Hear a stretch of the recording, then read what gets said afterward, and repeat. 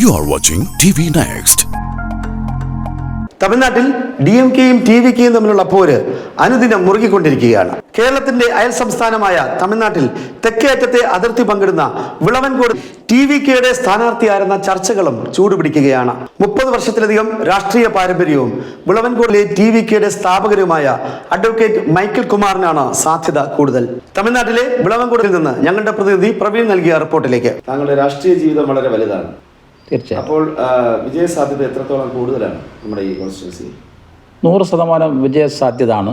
ഈ വിളവൻകോട് കോൺസ്റ്റിറ്റ്യുവൻസി എന്ന് പറയുമ്പോൾ ഒരു പ്രത്യേക ഉള്ള ഒരു ദേശീയ പാർട്ടിയുടെ ഒരു താക്കമാണ്.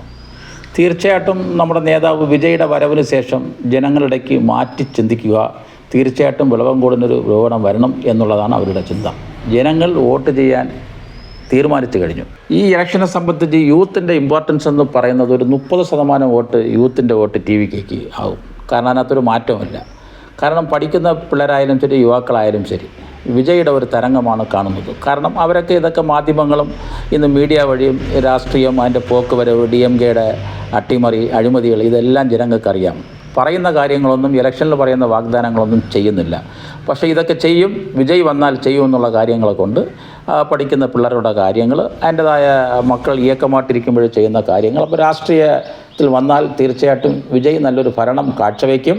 ഈ യുവാക്കൾക്ക് ഒരു വിദ്യാഭ്യാസം, അവരുടെ സാമ്പത്തിക ശേഷി, അവരുടെ ജോലി കാര്യങ്ങളൊക്കെ വർദ്ധിക്കും എന്നുള്ള കാര്യത്തിൽ അവർക്ക് 100% വിശ്വാസമാണ്. വിജയുടെ കൂടെ നിൽക്കാൻ ഇപ്പോൾ ഒരു വിജയ് തരംഗമാണ്. ഇതിനകത്ത് മറ്റ് രാഷ്ട്രീയ പാർട്ടികളൊന്നും ക്ലച്ച് പിടിക്കാനാകത്തില്ല. അതിനകത്തൊരു മാറ്റവും വേണ്ട.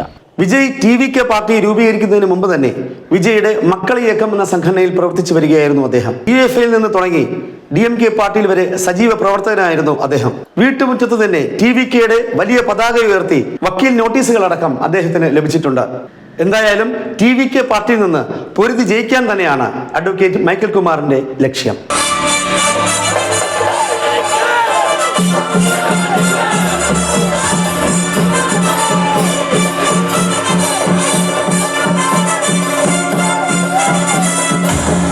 ഒരു മതേതരത്വ ഒരു രാഷ്ട്രീയമാണ്.